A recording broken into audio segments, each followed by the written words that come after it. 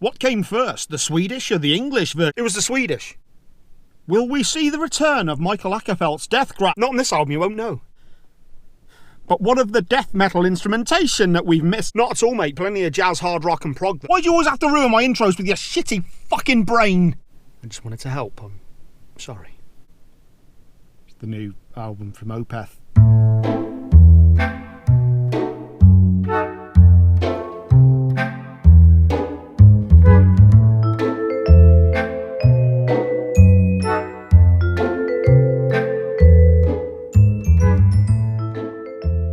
If you're new to the channel, like, subscribe, share, do the bell icon. So this is the band's 13th studio album, their follow-up to 2016's Sorceress. And the title of the album, In Cauda Venenum, means poison in the tail in English. As many of you all know by this point, there are two versions of the album, the Swedish and the English, but apparently the Swedish version was actually what was written and recorded first, then translated into English. But at least we get two versions of it. And I have to say, I probably actually prefer the Swedish version. Makes you look all highbrow and that, doesn't it?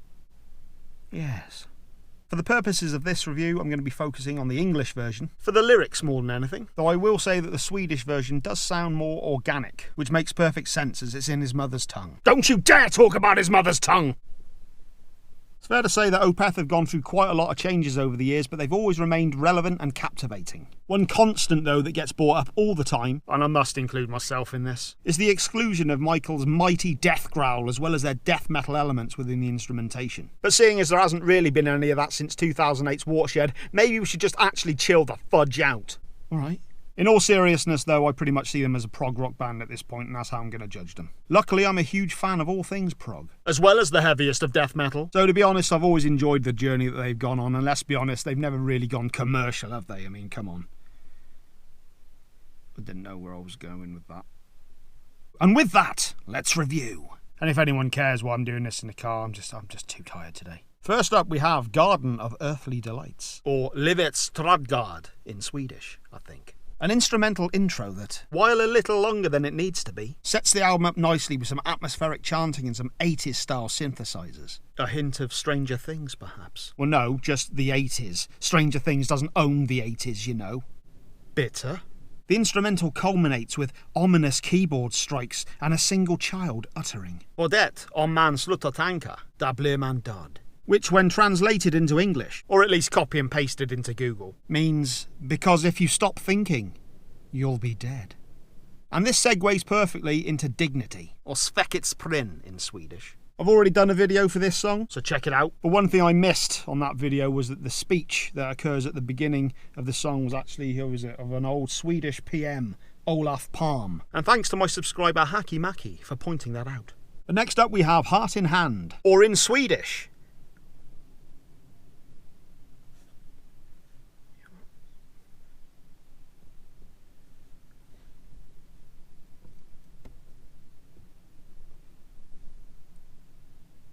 opens with another voice sample that, once translated, says, "It's too sad. Ish, who the hell are you?" Before going into a riff that brings to mind Heart's Barracuda, in tone more than anything, before going into that unmistakable Opeth prog vein, with frontman Mikael Åkerfeldt delivering lyrics that have a political or social commentary sort of vibe to them. Lines like, "Slaves will follow conspiracy," or "The burdened scale weighs heavy with the hunt for dopamine." The song takes many twists and turns over its 8-minute 30 runtime with fantastic solos, courtesy of Fredrik Åkesson, keyboard overlays, thanks to Joachim Svalberg, and concludes with a beautiful acoustic section with Åkerfeldt proving just what a fantastic clean vocal he has. I love his death growl, but there's absolutely no denying that his clean voice is amazing. Next track is Next of Kin, närmast sörjande in Swedish, maybe.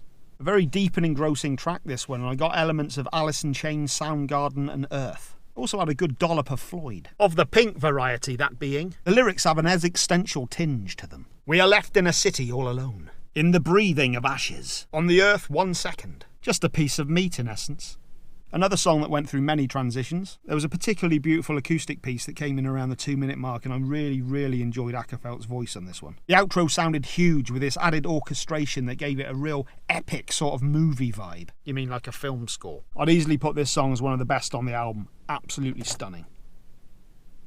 Right, just so you're aware of the timeline then. It's actually now the next day. Yesterday, my phone died with all my notes on it, so I couldn't carry on and I was absolutely shattered. So I thought, well, wait till I'm nice and rested, do it the next day. Just come out, got caught in the pissing rain, trying to go out filming it outside. This review has been a bastard from the beginning. The amount of time this review has taken me, seriously, unbelievable. But still, let's have a good time. Next up, we've got Lovelorn Crime, or Minnets Hjärtat, or something. A piano-led ballad with a Beatles flavour thrown in. And I've written here, this was probably the song on the album that had the most traditional song structure and one heck of an 80s style power ballad chorus. It was all supposed to be fun. You can always strike me down. Bad reviewer! No! No! No! No! That joke was meant to be a lot funnier than it was.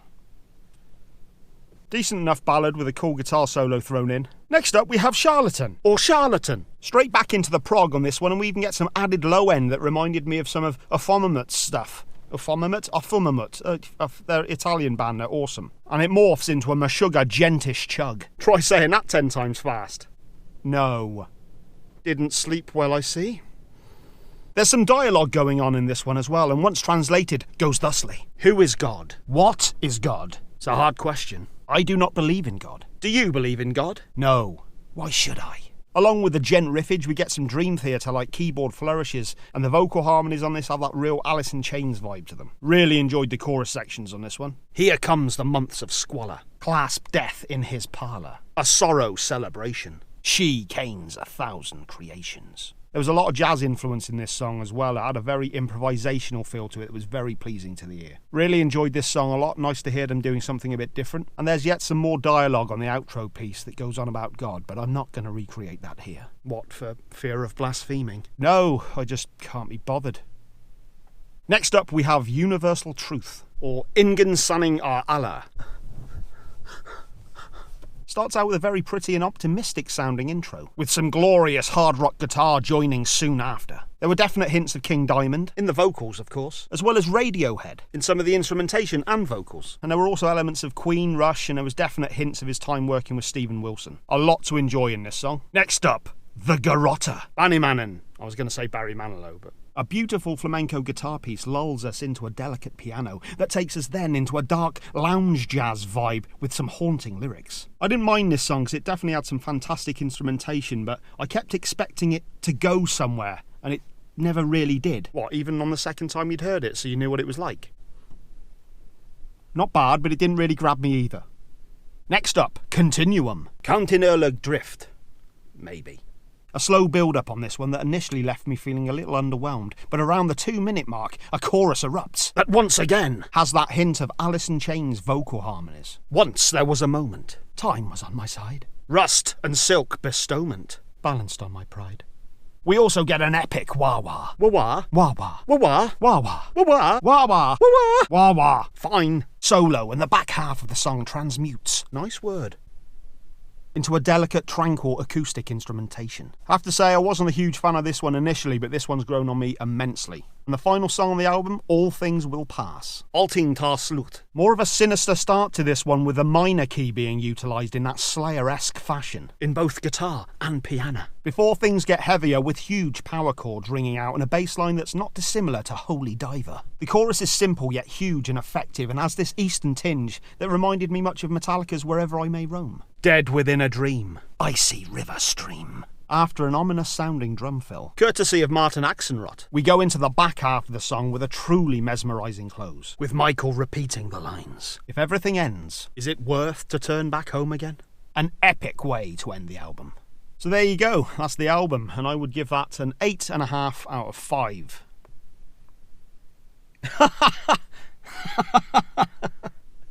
8.5 out of 10, swats. Oh my god, this review has been such a pain in the ass. Safe to say that this album sounds like a culmination of everything they've done in the 2010s. Or at least a culmination of everything good they've done in the 2010s. And for me personally, I think this is easily the best album they've released in many a year. Really enjoyed this from start to finish. Fantastic album, great return to form from the guys, although none of the other stuff was that bad really, so I don't know why I'm trying to make it out that it's that much better than the other stuff. Opeth released quality music. What do you want? This is taking a weird turn, isn't it? So that's my thoughts on that. whatever. I was going to do a review of the latest Hell Yeah album, not going to get a chance to do that. I was also going to take a look at Steel Panther, not going to get a chance to do that. I'm going to try and take a look at the new Nick Cave and the Bad Seeds album, which is coming out next week.